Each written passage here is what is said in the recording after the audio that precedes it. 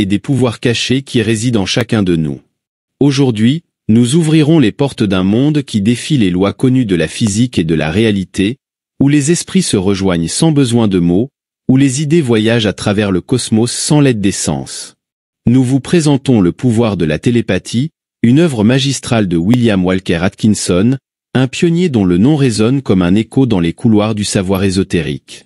Dans ce captivant livre audio, Atkinson nous guide à travers les labyrinthes de l'esprit humain, révélant le fascinant phénomène de la télépathie, la capacité de transmettre des pensées et des émotions d'un esprit à un autre sans l'intervention des sens physiques. Imaginez un univers où les barrières du temps et de l'espace s'effacent devant la force implacable de la pensée. Dans ce royaume extraordinaire, la distance devient insignifiante et les limitations physiques se dissolvent. Chaque chapitre de cette œuvre est une fenêtre sur la réalité étonnante de la manière dont nos esprits peuvent se connecter à un niveau plus profond, et comment ce pouvoir peut transformer notre compréhension du monde et de nous-mêmes. À mesure que nous nous enfonçons dans ce voyage, Atkinson nous dévoile des histoires de phénomènes télépathiques qui défient toute logique, offrant des preuves et des théories qui ont émerveillé et déconcerté tant les scientifiques que les mystiques. Nous explorerons des récits de connexion mentale ayant transcendé les frontières, des événements extraordinaires qui nous invitent à remettre en question notre perception de la réalité. Alors, ajustez vos écouteurs et préparez-vous pour une aventure unique en son genre. Abandonnez le monde de l'ordinaire et plongez dans un royaume d'infinies possibilités mentales. À chaque mot, vous découvrirez les secrets cachés derrière la télépathie, et peut-être, à la fin de ce voyage, trouverez-vous dans vos propres pensées la clé pour libérer votre potentiel le plus profond. Commençons cette aventure dans le monde du pouvoir de la télépathie et laissons la magie de l'esprit nous conduire vers des lieux inimaginables. En préparant cet ensemble de leçons destinées aux étudiants occidentaux, je me suis vu dans l'obligation de suivre des directives exactement opposées à celles que j'aurais choisies si ces enseignements étaient destinés à des étudiants en Inde. En effet, les attitudes mentales des étudiants de ces deux pays sont très différentes. L'étudiant indien attend du maître qu'il expose positivement les principes à traiter et les méthodes par lesquelles ces principes peuvent se manifester, souvent accompagnés d'illustrations généralement sous forme de fables ou de paraboles, servant à relier la nouvelle connaissance à quelque chose déjà connu. En réalité, l'étudiant hindou ne s'attend jamais et n'exige rien sous la forme d'une preuve des déclarations de principes ou de méthodes du maître. En fait, il considérerait comme une insulte envers le maître de demander quelque chose de tel.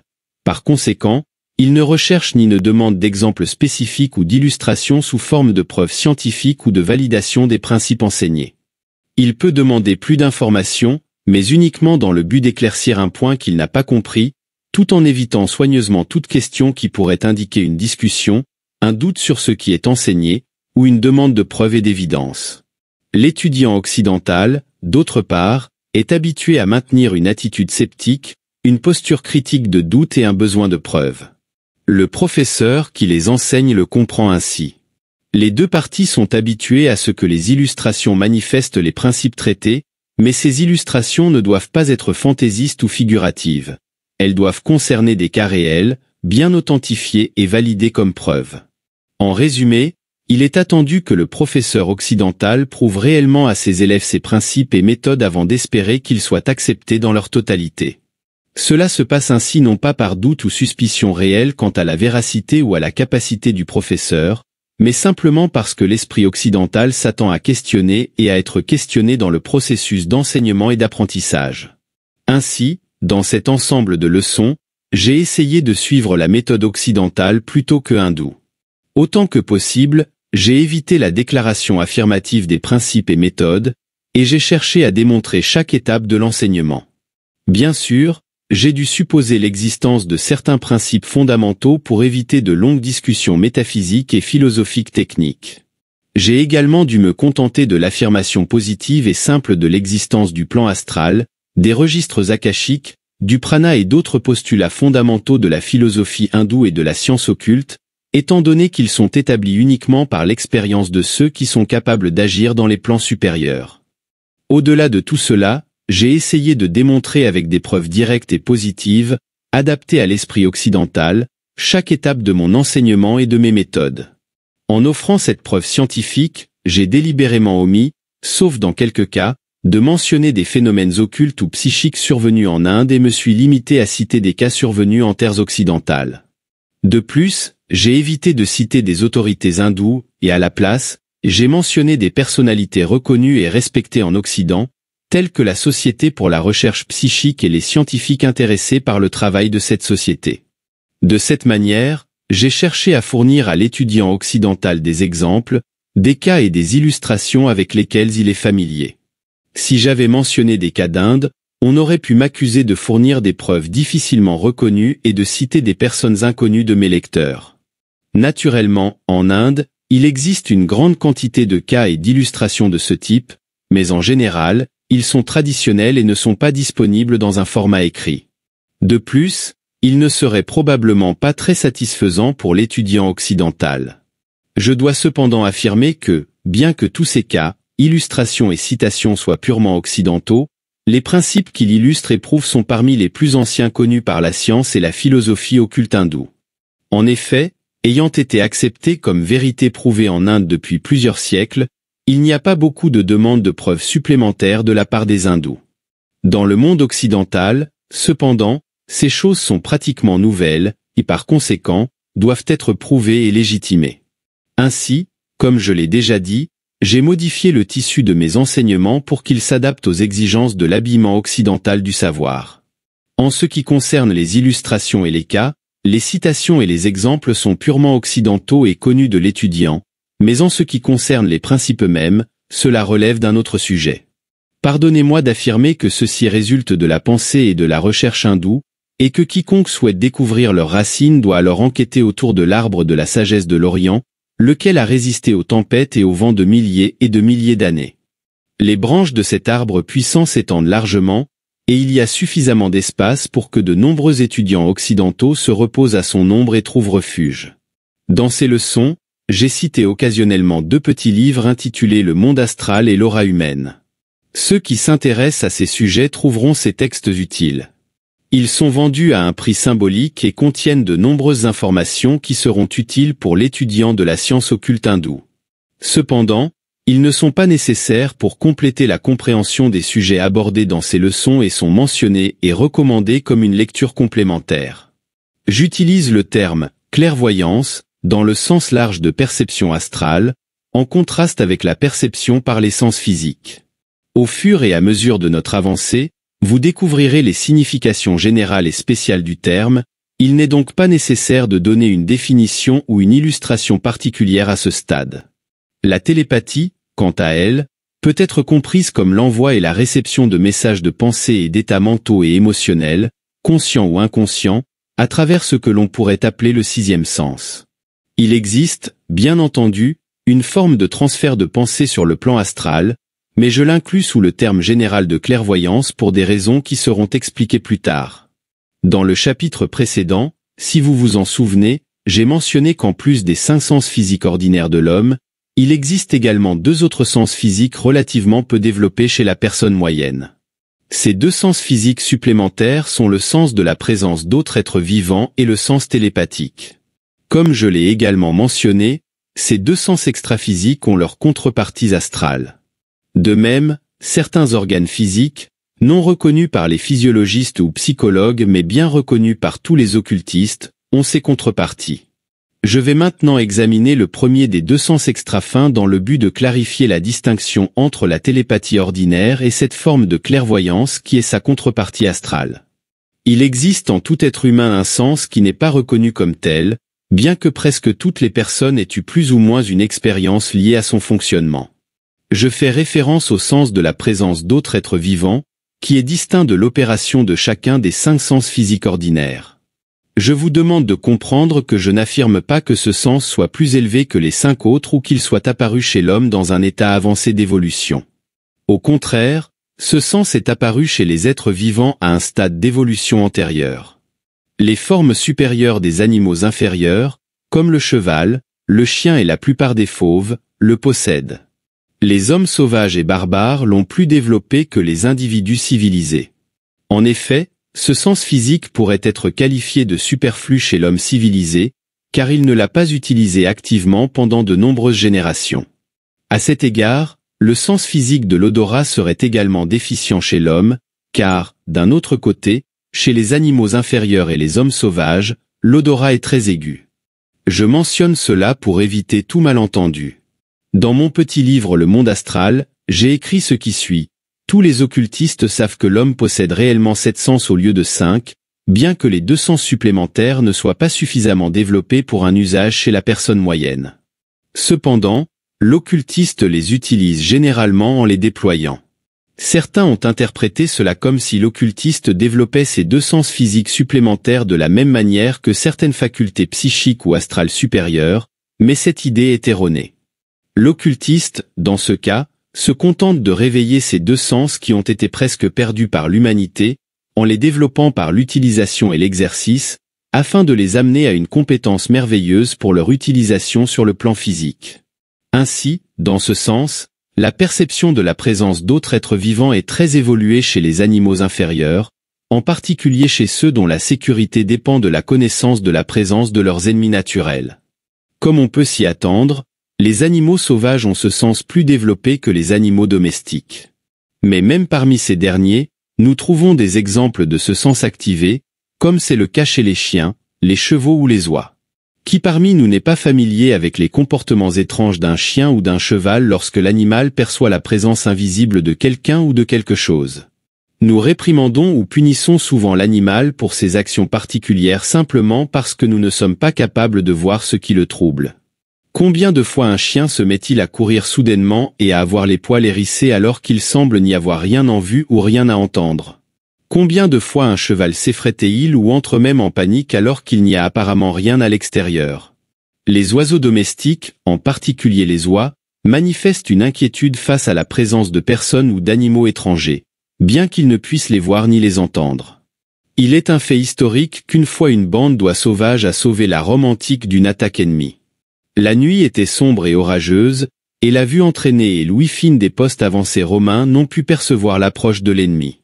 Cependant, le sens aigu des oies a détecté la présence d'hommes étrangers, et elles ont commencé à caqueter bruyamment, réveillant la garde. Ainsi, Rome fut sauvée. Les sceptiques ont tenté d'expliquer ce cas historique par la théorie selon laquelle les oies auraient entendu l'approche de l'ennemi, mais cette explication est invalide. En effet, les soldats romains étaient en poste et en garde, et les oies sont restées silencieuses jusqu'à ce qu'elles perçoivent l'approche du petit nombre de scouts ennemis, moment où elles ont éclaté en cris sauvages. Les anciens Romains n'avaient que peu de doute à ce sujet.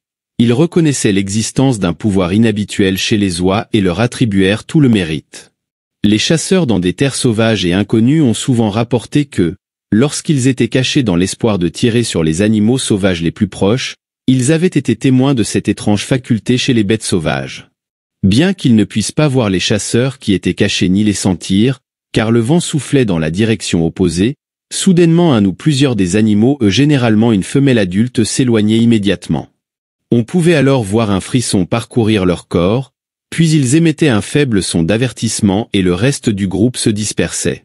Presque tous les chasseurs ont eu l'expérience d'observer la proie qu'ils espéraient attraper lorsqu'elle s'enfuyait brusquement, secouée de nerfs, sans avoir attendu de flairer l'air comme d'habitude, et courait précipitamment. De plus, il est connu que de nombreux animaux prédateurs perçoivent la présence de leur proie naturelle même lorsque le vent est contraire et qu'il n'y a aucun son ou mouvement émis par l'animal effrayé et recroquevillé. Certains oiseaux semblent percevoir la présence de certains vers dont ils se nourrissent, même s'ils sont enfouis dans le sol ou sous l'écorce des arbres. L'homme sauvage possède également cette faculté développée, comme l'ont constaté tous les voyageurs et explorateurs. Il est aussi aigu que les animaux sauvages pour ressentir la proximité des ennemis, ou dans certains cas, l'approche de bêtes dévoreuses d'hommes. Cela ne signifie pas que ces sauvages sont plus développés que l'homme civilisé, mais plutôt le contraire. L'explication est la suivante. Lorsque l'homme s'est civilisé et s'est protégé des ennemis sauvages ainsi que des attaques soudaines de ses rivaux humains, ce sens a commencé à diminuer. Finalement, avec le passage des générations, il est devenu presque obsolète en raison du désuétude et a cessé d'informer le cerveau ou d'autres centres nerveux.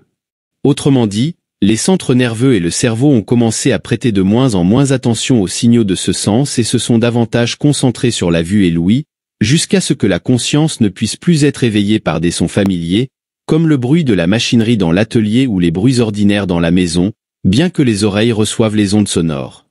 C'est ainsi que ce sens, négligé pour les deux raisons mentionnées, est presque inconnu du citoyen moyen. J'ai dit « presque inconnu » car ce n'est pas tout à fait le cas. Probablement chacun de nous a eu des expériences où il a réellement ressenti la présence d'une personne étrange à un endroit. L'effet de ce sens se perçoit particulièrement dans la région du plexus solaire ou du bas-ventre. Il se manifeste par une sensation particulière et désagréable de vide dans cette région, accompagnée d'un sentiment de malaise qui produit une étrange perturbation, souvent accompagnée d'une sensation de frisson ou de peur le long de la colonne vertébrale. Les organes qui enregistrent la présence d'une créature étrangère ou externe sont certains nerfs situés à la surface de la peau, généralement connectés aux racines des poils du corps ou reposant là où ces poils seraient naturellement présents. Dans le cas d'une peau qui ne possède pas ces nerfs, ils semblent informer directement le plexus solaire, lequel réagit rapidement par réflexe en d'autres parties du corps, provoquant une sensation instinctive de fuir l'endroit ou de se baisser et de se cacher. Ce sentiment, comme on peut le constater immédiatement, est un héritage de nos ancêtres sauvages ou peut-être de nos racines ancestrales animales primitives. C'est une sensation très désagréable, et l'humanité se débarrasse de nombreux désagréments grâce à son absence relative. J'ai dit que les occultistes ont développé ou, pour être plus précis, qu'ils ont redéveloppé ce sens. Ils le font pour posséder un système de sens septuple harmonieux et bien développé, car cela accroît leur conscience générale. Certains autres savoirs que possède l'occultiste neutralisent les aspects désagréables de ce sens, et ils le trouvent souvent comme un complément très précieux à ses sens de la vue et de l'ouïe, particulièrement dans les cas où des personnes ayant des sentiments hostiles ou antagonistes se rapprochent de lui. En effet, dans ces situations, cette faculté s'active de manière très particulière en relation avec le sens télépathique, qui sera décrit plus tard. Ce sens se manifeste pour donner à une personne une notion d'avertissement lorsqu'une personne aux sentiments peu amicaux s'approche, peu importe combien son apparence extérieure peut sembler amicale. Ces deux sens supplémentaires se combinent pour fournir une sensation instinctive d'avertissement que nous connaissons tous par expérience personnelle. Ce sens, tout comme le télépathique, peut être cultivé ou développé par quiconque souhaite y consacrer du temps et des efforts. Le principe est très simple. Il est le même que pour développer n'importe quel autre attribut physique, à savoir l'utilisation et l'exercice. La première étape est la reconnaissance de l'existence du sens lui-même, la suivante est l'attention portée à ses signaux, et la dernière est l'utilisation fréquente et l'exercice. Il faut penser à la façon d'agir pour développer l'un des 5 sens ordinaires, comme l'ouïe, la vue ou le toucher, puis continuer avec le même processus de pratique pour ce sens supplémentaire ou ces deux sens, et les mêmes résultats seront obtenus. Considérons maintenant l'autre sens extraphysique, le sens télépathique, ou la capacité de percevoir les ondes de pensée ou les vibrations émotionnelles des autres personnes. Aussi étrange que cela puisse paraître à certaines personnes, en fait à la grande majorité, cette faculté télépathique n'est pas un sens supérieur, mais plutôt comparativement inférieur, tout comme le sens que nous venons de décrire. De nombreux animaux inférieurs et l'homme primitif et sauvage possèdent ce sens dans une mesure plus développée. Ce qui est réellement supérieur dans cette catégorie de phénomènes psychiques est la manifestation de cette forme élevée de télépathie à travers l'utilisation de la contrepartie astrale de ce sens, que nous considérerons plus tard sous le nom de clairvoyance, car c'est réellement la phase particulière de la clairvoyance. Aussi étrange que cela puisse paraître, certains animaux supérieurs possèdent un certain type de sens télépathique. Un animal est généralement conscient des sentiments et des intentions que les autres ont à son égard. Les animaux domestiques perdent une partie de ce sens en raison des générations passées en sécurité, tandis que les animaux sauvages le possèdent très développé. Mais même certains animaux domestiques conservent ce sens à un certain degré. On pourrait facilement reconnaître ce fait si l'on a déjà tenté d'éliminer un animal spécifique d'un troupeau ou d'une meute. On se rendra compte que l'animal a perçu d'une certaine manière la décision prise à son égard, peu importe que la personne approche discrètement ou apparemment sans intérêt. L'animal commencera à se déplacer autour des autres animaux, se contorsionnant de l'intérieur vers l'extérieur. Dans leurs efforts pour se cacher, les autres animaux semblent également savoir qu'on recherche cet animal en particulier et manifesteront peu de peur ou de méfiance par rapport à la victime. J'ai souvent observé cela dans mon pays et ailleurs, parmi les éleveurs de volailles. L'éleveur pensera probablement « Maintenant, je vais attraper cette poule noire aux pattes jaunes, celle qui est grosse et maladroite. » Il s'approchera lentement du groupe en feignant l'indifférence. Mais dès qu'il se rapprochera des créatures, la poule noire se dirigera vers un espace extérieur du côté opposé à celui de l'homme. Lorsque le propriétaire se déplacera de son côté, il réalisera que l'animal s'est intégré à la foule, rendant difficile sa recherche. Parfois, elle essaie de se faufiler et de se cacher dans un coin sombre ou derrière un gros objet. Tout aviculteur sourira lorsqu'on lui mentionnera ce fait, car il sait par expérience que les poules ont une manière de percevoir ce qu'ils pensent d'elles. De plus, comme tout agriculteur le sait, les corbeaux ont une manière très étrange de percevoir les intentions de l'agriculteur qui cherche à les détruire, et ils montrent une grande astuce pour éviter ces intentions. Mais bien que le corbeau soit un oiseau très intelligent, en fait l'un des plus sages de la famille des oiseaux, il obtient sa connaissance de ce qui se passe dans l'esprit de l'homme non seulement en devinant ses intentions, mais plutôt par cette perception instinctive de ses états mentaux. La poule, comme on le sait bien, est un oiseau très maladroit qui montre peu d'activité intelligente. Cependant, elle est très rapide à percevoir les intentions de l'aviculteur à son égard, même si elle n'a généralement pas beaucoup d'habileté pour planifier une fuite intelligente. Tout propriétaire de chiens, de chats et de chevaux a observé à de nombreuses reprises la manifestation de ce sens chez ces animaux. Chaque chien ressent les états émotionnels de son maître et aussi de ceux des autres personnes. Le cheval sait quand son maître a l'intention de lui mettre la bride autour du cou, au contraire, quand il se contente de se promener dans les champs. Les chats perçoivent les sentiments et les pensées de leur maître et y réagissent souvent. Bien sûr, les animaux inférieurs ne peuvent percevoir que des états mentaux élémentaires, et généralement des états émotionnels, car leurs esprits ne sont pas développés pour interpréter les états plus complexes de l'esprit. Les hommes perçoivent également instinctivement les sentiments et les intentions des autres hommes. Ils ne raisonnent pas sur la chose, mais se contentent de sentir les idées et les intentions des autres. Les femmes des races inférieures sont plus habiles que les hommes dans l'interprétation de ces signaux sensoriels. En règle générale, les femmes sont plus sensibles que les hommes à tout point de l'échelle de développement. Lorsque nous considérons la télépathie ordinaire chez les hommes des pays civilisés, nous trouvons un état plus complexe. Bien que l'homme civilisé dans son ensemble ait perdu une partie de la perception télépathique rapide des races inférieures, il a acquis, dans certains cas exceptionnels, la capacité de recevoir et d'interpréter des formes de pensée et des états mentaux plus compliqués. Les recherches de la Society for Psychical Research ainsi que celles d'investigateurs privés nous ont montré qu'une image d'un dessin géométrique complexe conservé dans l'esprit d'une personne peut être transmise et reçue par l'esprit d'une autre personne, qui produit le dessin sur papier. De la même manière, des pensées difficiles ont été transmises et reçues, mais ce ne sont que des cas exceptionnels. Dans de nombreuses situations, ce sens semble presque éteint chez l'individu civilisé ordinaire, sauf lorsqu'il se réveille dans des moments exceptionnels. Cependant, la majorité des gens manifestent occasionnellement de la télépathie, suffisamment pour se rendre compte qu'il y a quelque chose en eux. Le regain d'intérêt pour le sujet, survenu ces dernières années, a attiré l'attention du public vers les phénomènes de télépathie, et par conséquent, de plus en plus de personnes sont attentives aux cas de transfert de pensée qui parviennent à leur connaissance personnelle. Il convient de rappeler, bien entendu, que nous recevons constamment des ondes de pensée et ressentons leur influence de manière inconsciente. Je fais référence uniquement à la perception consciente des ondes de pensée. De nombreux chercheurs ont développé leur sens télépathique au point d'obtenir parfois des résultats remarquables lors des tests. Cependant, il a été décevant pour beaucoup d'entre eux de découvrir que, dans d'autres circonstances, sous des conditions apparemment similaires, leur succès était très limité. C'est tellement vrai que de nombreuses autorités ont adopté la théorie selon laquelle la télépathie est plus ou moins spontanée et ne peut être produite volontairement.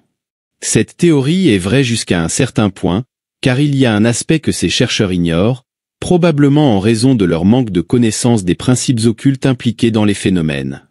Je fais référence au fait que leurs succès les plus brillants ont été obtenus grâce à l'activation inconsciente du sens télépathique astral, c'est-à-dire de la clairvoyance.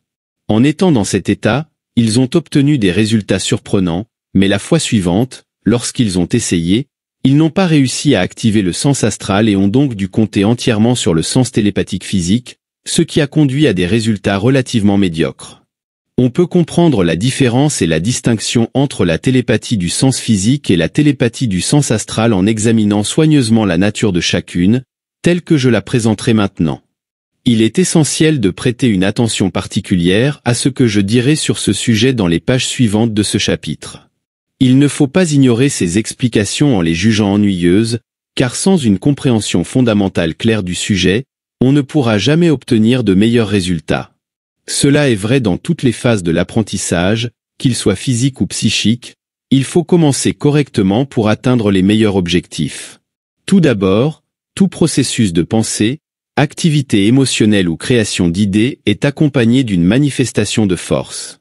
En réalité, c'est le résultat de cette force. Sans entrer profondément dans la question de ce qu'est l'esprit en lui-même, nous pouvons nous en tenir fermement au fait naturel que toute manifestation d'activité mentale ou émotionnelle est le résultat d'une action du cerveau ou du système nerveux, qui se manifeste sous forme de vibration.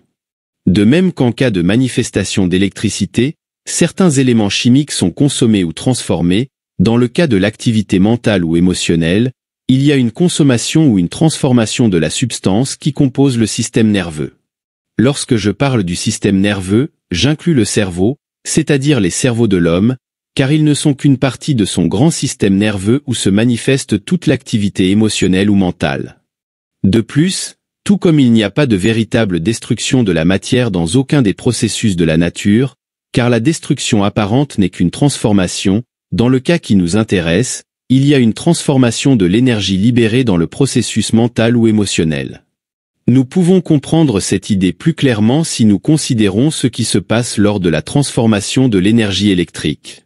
Par exemple, si un fort courant électrique est transmis à travers un fil fin ou un filament de carbone, le courant se transformera en lumière.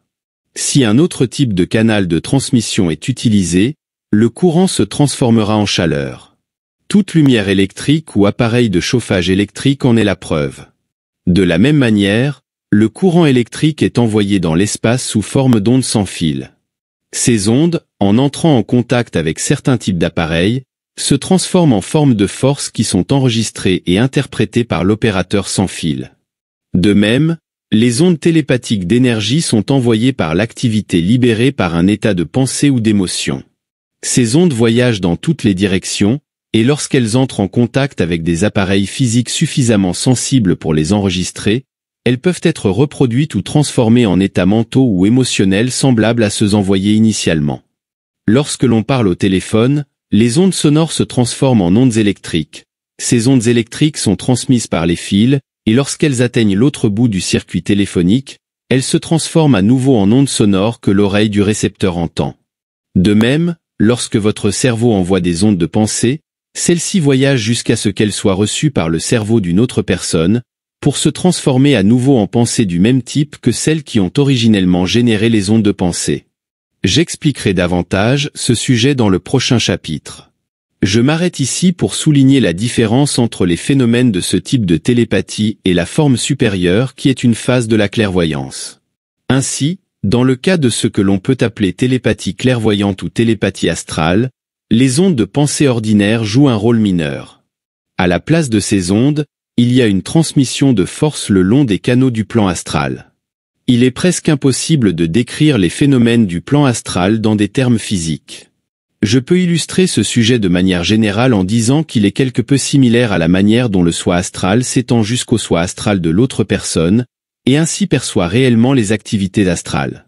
Plutôt que d'être des ondes se déplaçant dans l'espace entre les cerveaux, cela peut être compris plus clairement. C'est la description la plus proche que je puisse donner de ce sujet. La télépathie est simplement une question de transmission et de réception d'ondes de force vibratoire ayant voyagé à travers l'atmosphère entre deux personnes. Mais la clairvoyance ou la télépathie astrale est quelque chose comme si l'esprit s'étendait réellement pour toucher l'esprit de l'autre personne et ce qui se trouve en elle. J'expliquerai beaucoup plus sur le fonctionnement des processus de la clairvoyance au fur et à mesure de notre progression. Je me suis limité à donner cette explication afin de distinguer entre la télépathie ordinaire et la clairvoyance, pour éviter les erreurs courantes. Considérons maintenant les phénomènes de la télépathie ordinaire, qui est en soi très merveilleuse, bien qu'elle se situe à un niveau d'activité inférieur par rapport à sa contrepartie astrale ou clairvoyante. La télépathie expliquée, c'est-à-dire la télépathie qui signifie transfert de pensée, porte un titre trompeur. Son sens littéral est souffrir à distance ou peut-être sentir la douleur à distance. En réalité, le nom devrait indiquer connaître à distance pour être proprement descriptif. Mais comme le terme a acquis une signification imposée en raison des années d'utilisation, il continuera probablement à être compris de cette manière. Après tout, les noms importent peu tant que le sens est accepté et compris.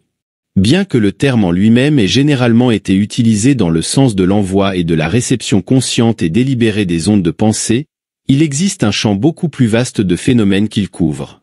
Il s'agit de l'envoi et de la réception inconscient des vibrations mentales et émotionnelles. Je m'occuperai de cette étape du sujet plus tard.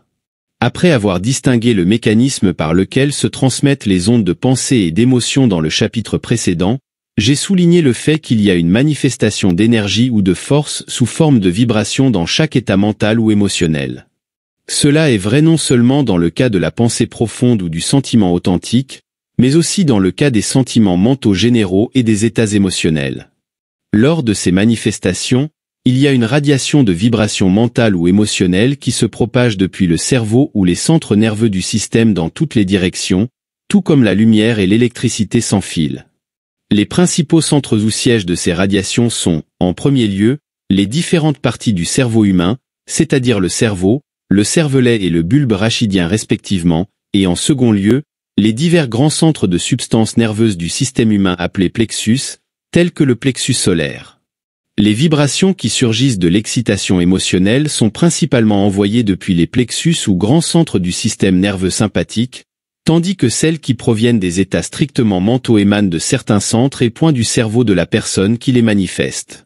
Certaines formes de ces vibrations constituent la véritable essence de ce que l'on appelle généralement le magnétisme humain, qui sera développé ultérieurement.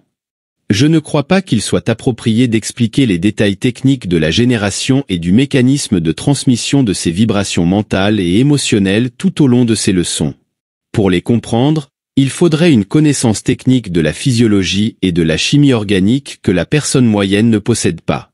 De plus, ces détails ne sont ni intéressants ni instructifs pour l'étudiant général en occultisme. Cependant, je considère qu'il est approprié de donner au moins une brève description de la réception de ces ondes vibratoires par d'autres individus. Tout d'abord, chaque grand plexus ou groupe de ganglions nerveux est une station réceptrice dans le système humain, tout comme une station émettrice. Une personne qui manifeste une forte excitation émotionnelle tend à réveiller des états similaires dans les centres nerveux des autres personnes lorsque les conditions sont favorables. Cela expliquerait pourquoi les vibrations de colère, de peur ou de panique sont contagieuses. Cela explique également le fort effet des vibrations provenant des centres nerveux qui contrôlent le système reproducteur dans certains cas d'excitation sexuelle intense. Chaque système nerveux sympathique humain contient de nombreuses stations réceptrices où les vibrations émotionnelles sont reçues et où elles se transforment fréquemment en sentiments similaires dans le système récepteur, à moins qu'elles ne soient neutralisées par d'autres états mentaux et émotionnels de la personne. Lorsque nous considérons l'appareil par lequel sont reçues les vibrations provenant de ce que l'on peut appeler les opérations purement mentales du cerveau, telles que la pensée intellectuelle ou l'imagination constructive, nous trouvons une disposition plus spécialisée. Il existe plusieurs points mineurs de réception des vibrations mentales, que je ne juge pas nécessaire de détailler en raison des caractéristiques techniques impliquées. L'appareil pour recevoir les vibrations mentales de ce type est ce que l'on appelle la glande pinéale, que je décrirai ci-dessous. La glande pinéale est une masse particulière de substances nerveuses incrustées dans le cerveau humain, située près du centre du crâne, presque directement au-dessus de l'extrémité supérieure de la colonne vertébrale. Elle a la forme d'un petit cône et est de couleur gris-rouge. Elle se trouve devant le cervelet et est attachée au sol du troisième ventricule du cerveau. Elle contient une petite quantité de particules particulières de substances sableuses qui sont souvent appelées sable cérébral. Son nom scientifique est dû à sa forme, qui, comme je l'ai dit, ressemble à un cône. Les physiologistes ne savent pas quelle est la fonction de cet organe étrange et se contentent généralement de dire que ses fonctions ne sont pas comprises. Mais les occultistes savent que la glande pinéale, avec sa disposition particulière de corpuscules de cellules nerveuses et ses minuscules grains de sable cérébral, est l'instrument physique de réception télépathique. Les spécialistes de la télégraphie sans fil ont noté une étonnante ressemblance entre la glande pinéale et une partie de l'instrument récepteur utilisé dans ce type de télégraphie. Les vibrations de la pensée qui entrent en contact avec le système nerveux de la personne réceptrice établissent une vibration particulière dans la substance de la glande pinéale, et ainsi le premier pas est franchi dans la transformation de ces vibrations en forme de pensée dans l'esprit de la personne. Le reste du processus est trop technique en termes physiologiques et occultes pour être traité en détail dans ce livre audio. L'étudiant bénéficiera d'une compréhension du fonctionnement de la télégraphie sans fil, car cela lui donnera une idée correcte du fonctionnement de la télépathie ordinaire sans avoir recours à des diagrammes et des descriptions techniques compliquées. Voyons maintenant ce qui résulte de l'envoi et de la réception de ces ondes mentales et émotionnelles de force et d'énergie. Je vous assure que c'est un sujet très intéressant. Bien que les phénomènes du plan astral soient probablement plus fascinants pour l'étudiant moyen, je tiens à insister sur l'importance de maîtriser les phénomènes occultes du plan physique avant de passer à ceux des plans supérieurs. Tout d'abord, comme le savent tous les occultistes, chaque personne est constamment entourée de ce que l'on appelle une atmosphère composée de vibrations mentales et émotionnelles provenant de sa personnalité. L'atmosphère de chaque personne dépend du caractère général de ses pensées et sentiments. Par conséquent, comme il n'y a pas deux personnes exactement identiques dans leur caractère, il s'ensuit qu'il n'y a pas deux atmosphères personnelles identiques. Chaque individu a une atmosphère psychique propre. Ces vibrations atmosphériques ne s'étendent pas très loin de la présence de la personne et n'affectent donc jamais ceux qui s'en approchent. De même, chaque groupe ou foule de personnes a sa propre atmosphère psychique, composée d'un mélange des atmosphères psychiques individuelles de toutes les personnes d'une communauté, d'un groupe ou d'une assemblée, et qui représente la moyenne générale des pensées et des sentiments de la foule. Il n'existe pas deux atmosphères de groupe exactement identiques pour la même raison qu'il n'y a pas deux groupes de personnes grands ou petits identiquement semblables. Les acteurs savent que chaque public auquel ils se confrontent a son propre atmosphère psychique et en sont affectés. Les prédicateurs, les avocats et les orateurs en général sont très conscients de ce fait et l'admettent ouvertement, bien qu'ils ne connaissent pas les causes ou les lois qui régissent ce phénomène.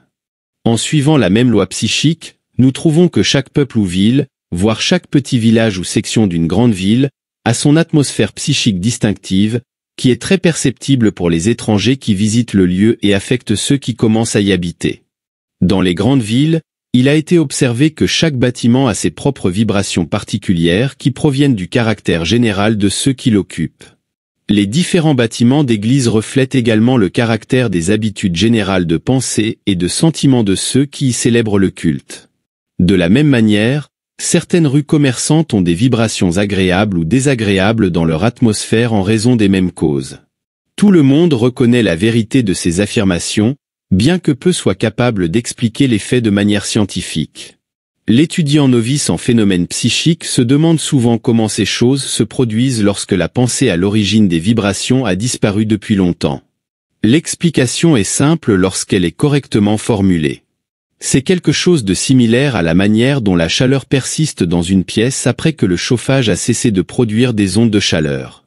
De la même façon, les vibrations de pensée et de sentiment persistent longtemps après que la pensée ou le sentiment ait disparu, ou si l'on préfère un exemple plus concret, on pourrait dire que c'est comme lorsqu'un flacon de parfum a été ouvert dans une pièce et que, même après avoir été retiré, l'air reste imprégné de l'odeur pendant longtemps. Ainsi, comme vous pouvez le constater, le même principe s'applique aux vibrations psychiques. Une personne possède l'atmosphère générale de ses vibrations mentales et émotionnelles les plus importantes, et de même, la maison, le magasin, l'église, la rue, le village ou la ville sont imprégnés des vibrations psychiques de ceux qui y ont été. Presque tout le monde remarque la sensation différente qu'il ressent lorsqu'il entre dans une maison, un appartement, un magasin ou une église inconnue. Chacun a un effet psychique différent, et ainsi chaque personne crée son effet psychique sur ceux qui entrent en contact avec elle ou qui se trouvent en sa présence ou à proximité. La question réfléchie suivante que se pose l'étudiant novice est la suivante. Si les personnes émettent constamment des vibrations psychiques et que celles-ci persistent un certain temps, pourquoi ne sommes-nous pas submergés par leur force et pourquoi ne sont-elles pas toutes si mélangées qu'elles perdent tout leur effet? Je vais répondre à cette question importante ci-dessous. Tout d'abord, bien que nous soyons constamment affectés par la multitude de vibrations psychiques que nous rencontrons, la plupart d'entre elles ne nous impressionnent pas consciemment. Par exemple, il suffit de considérer le peu de sons ou d'images d'une rue animée qui sont gravés dans notre esprit. Nous entendons et voyons uniquement certaines choses qui attirent notre attention ou notre intérêt. Le reste nous échappe, bien que nos yeux et oreilles le reçoivent en totalité. De même, seules les vibrations les plus fortes nous impressionnent, et uniquement celles que nous avons attirées vers nous ou qui correspondent mieux à nos propres goûts. Deuxièmement, l'effet de certaines vibrations de pensée est neutralisé par l'effet des vibrations opposées. De la même manière qu'un mélange de blanc et de noir produit la couleur grise, qui est neutre, deux courants de vibrations de pensée opposées tendent à se fusionner en une vibration neutre qui a peu ou pas d'effet sur ceux qui entrent en contact avec elle. De nombreux modèles de cela peuvent être observés dans le monde matériel.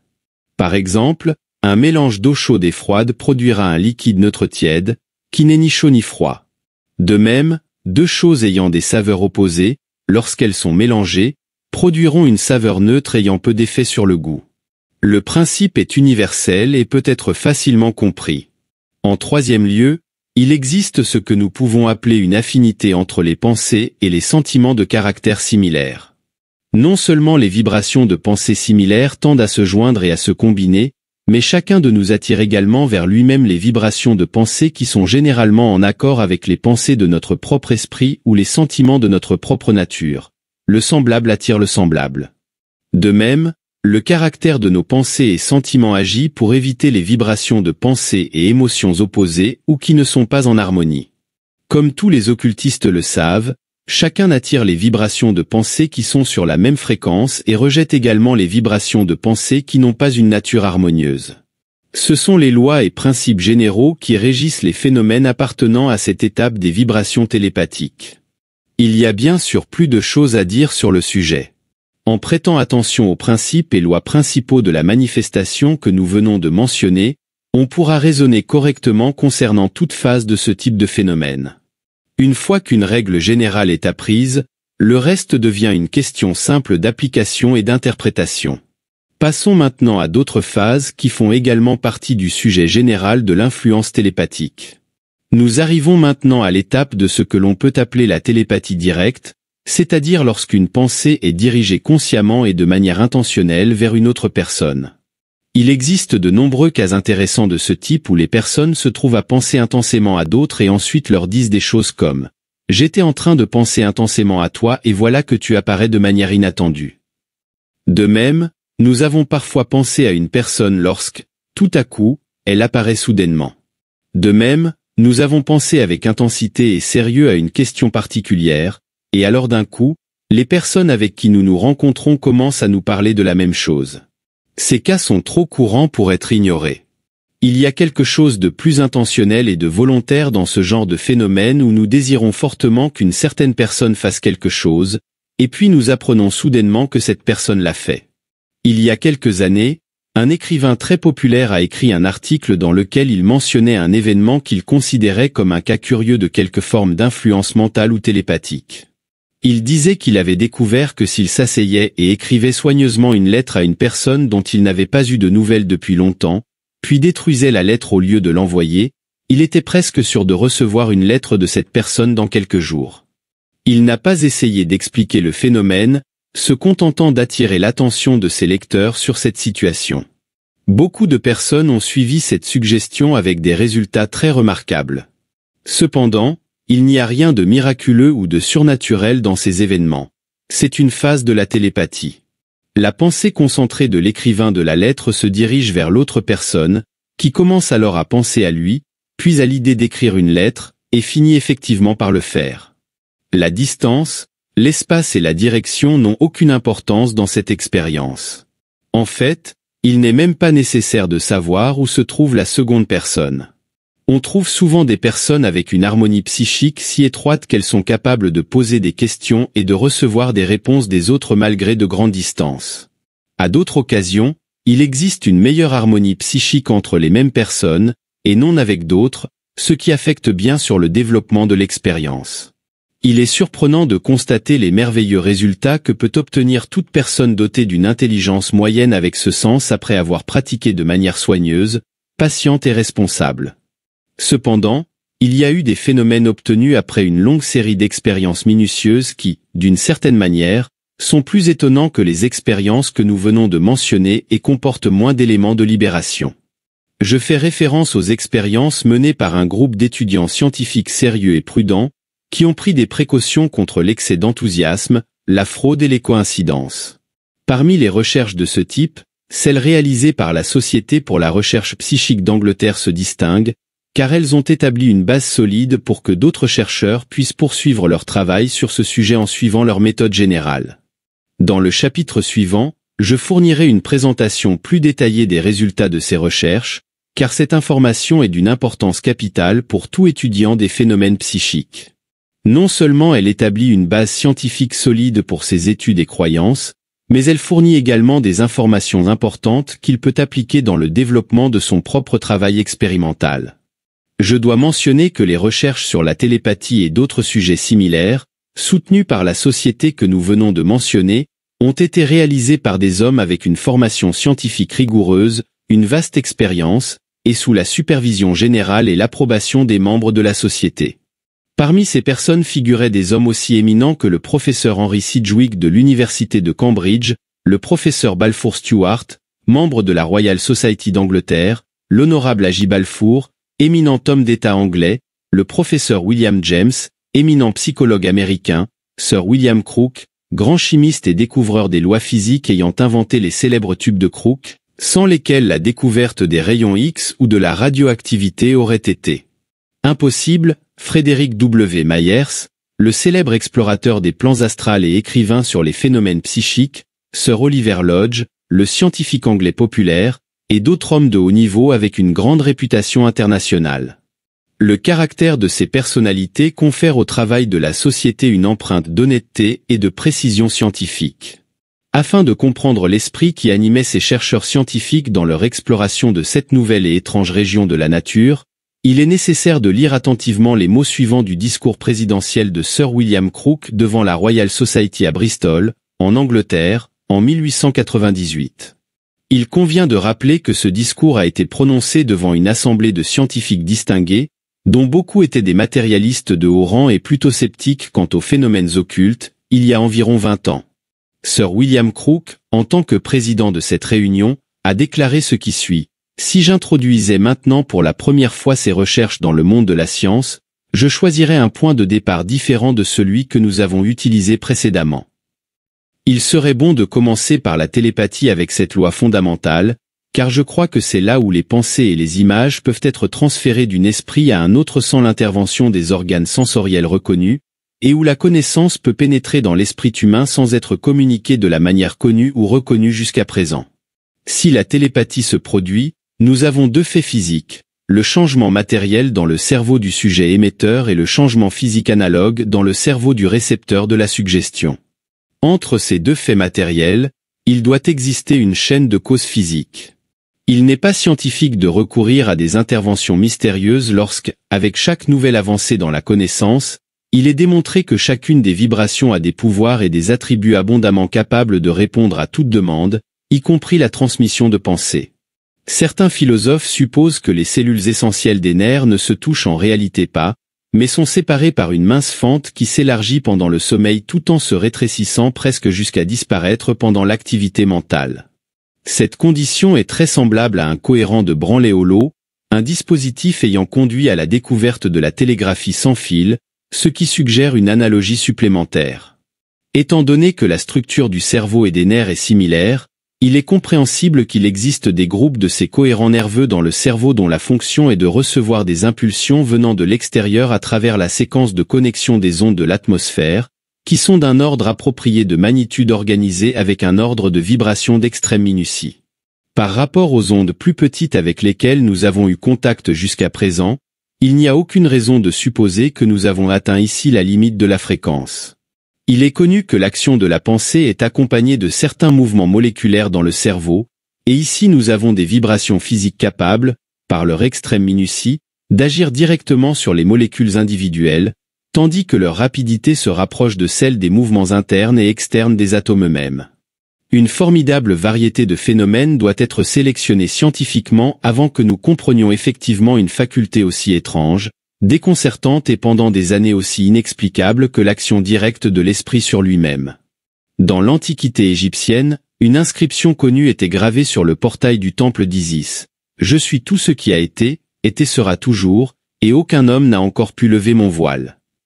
N'est-ce pas ainsi que les chercheurs modernes de la vérité affrontent la nature? Avec fermeté et sans douter, nous nous efforçons de pénétrer le cœur le plus intime de la nature, de reconstruire ce qui a été et de prophétiser ce qui sera. Nous avons levé un voile après l'autre, et son visage apparaît plus beau, vénérable et merveilleux à chaque barrière qui se retire.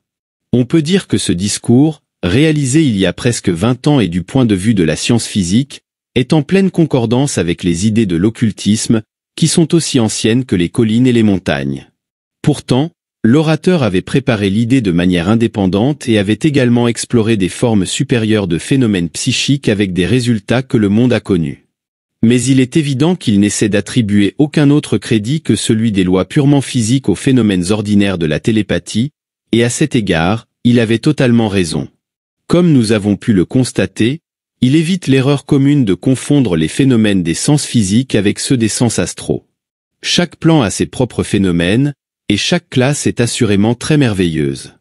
Il est à nouveau nécessaire de rappeler que les phénomènes physiques comme les phénomènes astraux sont purement naturels et qu'il n'est pas nécessaire de chercher un organisme surnaturel pour les expliquer. Télépathie scientifique.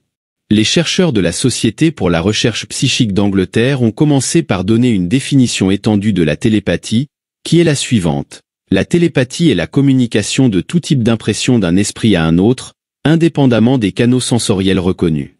Ils ont adopté la position rationnelle selon laquelle la distance réelle entre le transmetteur et le récepteur du message télépathique n'est pas matérielle, et ce qui est requis est une séparation des deux personnes qui fait qu'aucune opération sensorielle connue ne peut éliminer cet espace entre elles.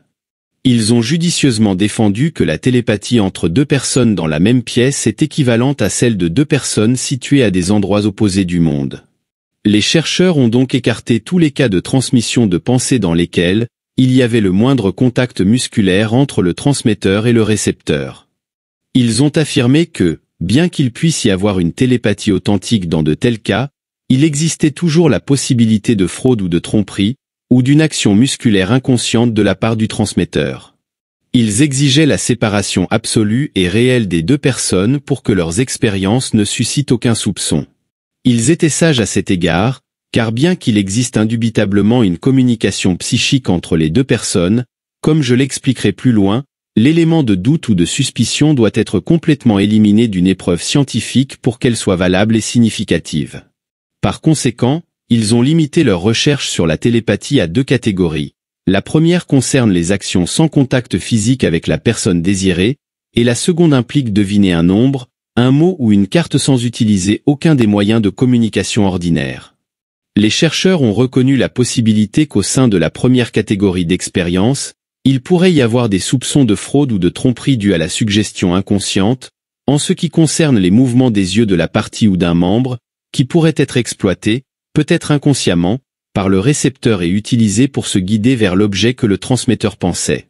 Ils ont tenté de surmonter cette difficulté en bandant les yeux du récepteur et en plaçant sur ses oreilles des objets bloquant les sons, mais ils ont finalement conclu que même ces précautions pouvaient être insuffisantes. En conséquence, ils ont concentré leur attention sur la seconde catégorie d'expérience où tous les moyens de communication ordinaires entre le transmetteur et le récepteur étaient impossibles. Ils ont pris les précautions de limiter l'expérience à un petit nombre de chercheurs de haute réputation scientifique, bien connus entre eux pour éviter une confusion ou des erreurs. L'une des premières séries de recherches menées par ces chercheurs spécialisés fut celle de la famille du révérend Amser à Derbyshire, en Angleterre. Les enfants de cette famille avaient acquis une grande réputation dans le jeu des devinettes, où l'un des plus jeunes, placé préalablement hors de la pièce, revenait et tentait de deviner le nom ou un objet que le groupe avait caché pendant son absence. Les résultats ont été très intéressants et assez satisfaisants et ont été fréquemment mentionnés dans les travaux écrits sur le sujet. Je considère qu'il serait bon de fournir les résultats de cette série d'expériences avec un peu plus de détails, car ils constituent une base pour les travaux futurs de ceux qui lisent ces leçons. Le professeur W.F. Barrett, titulaire de la chaire de physique au Royal College of Science d'Irlande, a réalisé la plupart des expériences. Le rapport à la société indique ce qui suit. Nous avons commencé par sélectionner les objets les plus simples de la pièce, puis nous avons choisi des noms de villes, de personnes, des dates, une carte ou des vers de différents poèmes, en réalité n'importe quoi ou série d'idées que les participants pouvaient maintenir constamment dans leur esprit. Les enfants se trompaient rarement. J'ai reçu 17 cartes choisies par moi-même, nommées correctement en succession sans aucune erreur. Nous avons rapidement constaté que cela dépendait beaucoup de la constance avec laquelle les idées étaient maintenues dans l'esprit des penseurs et de l'énergie avec laquelle ils souhaitaient que ces idées passent. Je peux dire que cette faculté n'est absolument pas limitée aux membres d'une famille, elle est beaucoup plus générale que nous ne l'imaginons. Pour vérifier cette conclusion, j'ai invité les 2 enfants d'un voisin à se joindre à nos expériences, obtenant avec eux d'excellents résultats. Le rapport décrit les méthodes des expériences comme suit. La recherche a été réalisée dans la maison de Monsieur Seri et en partie dans les chambres d'un hôtel occupé par certains membres de notre équipe. Après avoir sélectionné au hasard un enfant que nous souhaitions faire sortir de la pièce et après avoir attendu à une certaine distance, nous choisissions une carte ou écrivions sur un papier le nom d'un nombre qui nous venait à l'esprit à ce moment-là. Généralement, mais pas toujours, nous le montrions aux membres de la famille présents dans la pièce, bien que dans certains cas, il n'y ait pas de membres de la famille et que nous soyons complètement seuls. Ensuite, nous appelions le plus jeune, et l'un d'entre nous s'assurait toujours que lorsque la porte se rouvrait soudainement, il était à une distance considérable, bien que cela fût généralement une préoccupation superficielle, car notre habitude était d'éviter toute expression de ce qui avait été choisi. À son retour, l'enfant se mettait à notre côté, le visage tourné vers le mur, les yeux dirigés vers le sol, et généralement éloigné de la famille pendant une période de silence variant de quelques secondes à une minute, jusqu'à ce qu'il soit appelé pour un numéro, une carte ou autre chose. Lors des premières expériences, en devinant le nom des objets, l'enfant a correctement trouvé 6 sur 14 objets. Ensuite, il a deviné le nom de petites choses que l'un des membres du comité avait dans les mains. 5 fois sur 6, il a deviné des noms fictifs choisis par le comité, 5 fois sur 10 lors du premier essai. Ensuite, le comité l'a défié en écrivant le nom d'un objet de la maison choisi au hasard, puis après que tout le monde ait pensé intensément à l'objet, nous avons appelé l'enfant et lui avons demandé d'essayer de trouver l'objet pensé, tout en continuant bien sur la concentration du pensé pendant la recherche. Le résultat se rapporte comme suit. Ainsi, j'ai noté entre autres un peigne, une orange, un verre de vin, une pomme, et ainsi de suite, jusqu'à ce que l'enfant sélectionne et trouve de nombreux objets, ignorant les détails de nombreuses autres expériences. Le comité a obtenu les résultats remarquables suivants. Au total, 382 essais ont été réalisés dans cette série. Pour les lettres de l'alphabet, les cartes et les nombres à 2 chiffres, les chances de succès lors d'un premier essai seraient naturellement de 25 à 1, de 52 à 1 et de 89 à 1 respectivement. Dans le cas des noms de famille, les probabilités seraient évidemment infiniment plus grandes. Les cartes ont été utilisées très fréquemment, et les chances dans leur situation ont pu être considérées comme un échantillon moyen juste, selon lequel, dans une série complète de 382 essais, le nombre moyen de succès au premier essai par un devineur ordinaire serait de 7,1. Sur nos 127 essais, 56 ont été des succès au deuxième essai et 19 au troisième sur les 382 possibles. Il faut réfléchir à ce qui suit. Tandis que la loi des moyennes n'exigeait que 7 et un tiers de succès lors du premier essai, les enfants ont obtenu 127 réussites, ce qui, après un deuxième et un troisième essai, a été porté à 202. Comme on peut le constater, cela rend le phénomène complètement hors de portée de la simple coïncidence ou de la probabilité mathématique. Mais ce n'est pas tout. Écoutez le rapport du comité sur ce point. Le résultat d'une des séries fut le suivant. L'objet sélectionné n'a été révélé à aucun des membres de la famille, et 5 cartes consécutives ont été nommées correctement lors d'un premier essai. Les probabilités que cela se produise une fois dans une série étaient considérablement supérieures à 1 million contre 1. D'autres essais similaires ont eu lieu, les 2 plus longs ayant enregistré 8 réussites consécutives, l'une avec des cartes et l'autre avec des noms, où les probabilités adverses dans le premier cas étaient de plus de 142 millions contre 1, et dans l'autre, quelque chose d'incalculable. L'avis de mathématiciens éminents ayant examiné les résultats précédents est que l'hypothèse de la simple coïncidence est pratiquement exclue dans l'examen scientifique de cette affaire. Le comité attire l'attention sur le fait que, dans beaucoup des essais les plus importants, aucun membre de la famille série ne connaissait l'objet sélectionné, et que par conséquent, l'hypothèse de fraude ou de tromperie est complètement éliminée. Le comité est arrivé à la conclusion que le phénomène était une télépathie authentique et réelle. Le professeur Balf Stewart, qui était présent lors de certaines de ces expérimentations bien qu'il ne fût pas membre du comité, exprima sa grande surprise face à certains des résultats. Il rapporte ce qui suit: le lecteur de pensée était de l'autre côté d'une porte, l'objet, la maison dans laquelle il était pensé, était écrit sur un papier et remis en silence aux personnes présentes dans la salle. On appelait alors le lecteur de pensée, et dans le cours d'une minute, la réponse était donnée. D'abord, on pensait à des objets concrets dans la salle, et dans la majorité des cas, les réponses étaient correctes. Ensuite, on pensait au nombre. Les réponses étaient généralement correctes, bien que certains cas d'erreur aient bien sûr eu lieu. On pensait au nom des villes, et une bonne partie d'entre eux furent corrects. Puis, on pensa à des noms étranges. On me demanda de penser à certains noms peu connus, de les noter et de les remettre à l'équipe. Je pensai et écrivis sur un papier, Barbe Bleue, Petit Pousset, Cendrillon, et toutes les réponses étaient correctes. Le comité a également réalisé plusieurs expériences avec d'autres destinataires, avec des résultats très satisfaisants. Les couleurs ont été correctement devinées avec un pourcentage de réussite bien supérieur à la moyenne ou au nombre probable. Les noms des villes du monde entier ont été correctement devinés avec un degré de succès merveilleux. Mais probablement le plus surprenant fut la reproduction correcte de diagrammes de figures et de formes géométriques.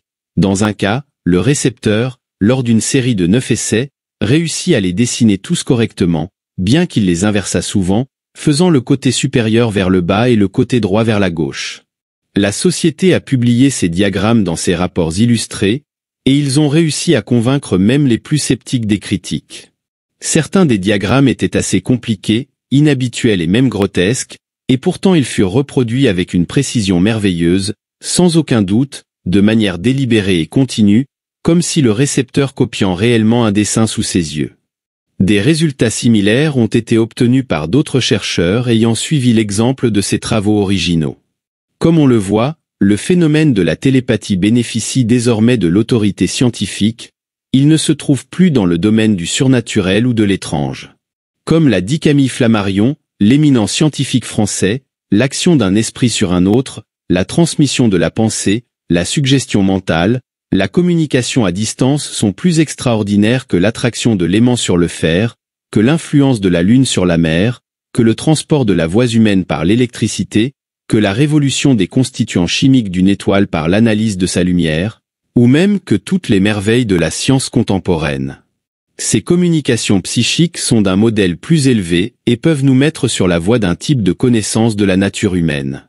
Ce qui est certain, c'est que la télépathie peut et doit désormais être considérée par la science comme une réalité indiscutable, que les esprits sont capables d'agir les uns sur les autres sans l'intervention des sens, que la force psychique existe, bien que sa nature soit encore inconnue. Nous affirmons que cette force est de nature psychique et non physique, physiologique, chimique ou mécanique, car elle produit et transmet des idées et des pensées et se manifeste sans la coopération de nos sens, entre âmes, d'esprit à esprit. En plus d'étudier les types de phénomènes télépathiques mentionnés précédemment, la Société anglaise de recherche psychique a examiné de nombreux cas importants d'une phase supérieure à la télépathie. Ils ont noté les récits des personnes jugées responsables, puis les ont examinés avec soin avant de questionner les témoins des phénomènes étranges. Le registre de ces expériences et enquêtes forme un nombre considérable de livres et de rapports de la Société, qui méritent d'être lus par tous les étudiants du sujet. Ils peuvent être trouvés dans les bibliothèques de presque toutes les grandes villes. Cependant, je vais sélectionner quelques-uns des cas les plus intéressants afin de donner à mes étudiants une idée du caractère des phénomènes étudiés, considérés comme authentiques par les comités chargés de cette classe de télépathie. Un cas intéressant de télépathie spontanée est celui rapporté par le docteur Aidé. Voici le récit. Il y a une maison près de la mienne habitée par des dames qui sont amies de notre famille. Elles ont une grande cloche d'alarme à l'extérieur de la maison. Une nuit, je me suis réveillé brusquement et j'ai dit à ma femme, « Je suis sûr d'entendre la cloche d'alarme de Madame F. » Après avoir écouté un moment, nous n'avons rien entendu et je me suis rendormi. Le lendemain, Madame F a appelé ma femme et lui a dit, « Hier soir, nous souhaitions voir votre mari car des voleurs nous ont alarmés. Nous étions toutes levées et j'ai failli tirer sur la cloche d'alarme en espérant qu'ils l'entendent, en disant à mes filles, je suis sûr qu'il va bientôt amener le docteur Aidé. Mais nous ne l'avons pas tiré. Ma femme m'a demandé à quelle heure cela s'était produit, et Madame F a répondu qu'il était environ 1h30. À ce moment-là, je m'étais réveillé en pensant avoir entendu la cloche. Dans ce cas, il s'agissait simplement de télépathie ordinaire sur le plan physique. Si la cloche avait réellement sonné et avait été entendue psychiquement, cela aurait été un cas de clairaudience sur le plan astral. Cependant, la simple pensée de Madame F et son fort désir de tirer la cloche ont causé une transmission d'ondes de pensée qui ont frappé le docteur Aidé avec grande force et l'ont réveillé. Cette situation est intéressante car elle est typique de nombreux cas de nature similaire. Dans l'expérience de nombreuses personnes, on constate qu'un sentiment ou une excitation forte, accompagnée d'un puissant désir ou volonté d'appeler une autre personne, peuvent donner une grande puissance et effet aux ondes de pensée émises. Elles frappent l'esprit du récepteur comme le coup soudain de la cloche d'une alarme. Un autre cas intéressant est celui de deux dames, toutes deux bien connues des membres de la commission et approuvées après un examen strict. Ce cas est inhabituel en raison du fait que deux personnes différentes ont reçu les ondes de pensée en même temps. Voici un résumé du cas. Madame G et sa sœur avaient passé la nuit chez leur mère, qui était malade. Au milieu de la nuit, la sœur se réveilla effrayée et dit à son mari qu'elle devait immédiatement aller voir sa mère, demandant un carrosse, en étant convaincue que celle-ci était gravement malade.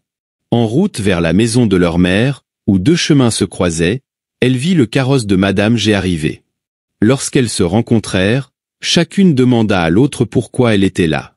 Elles racontèrent toutes deux la même expérience et ce qu'elles ressentaient.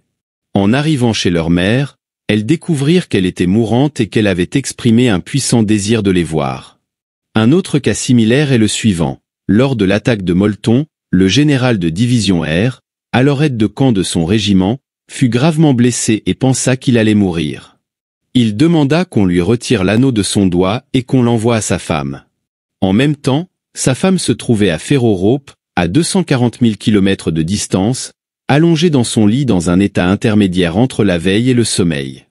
Elle vit comment son mari était évacué du champ de bataille et entendit sa voix dire « Enlève-moi cet anneau du doigt et envoie-le à ma femme ».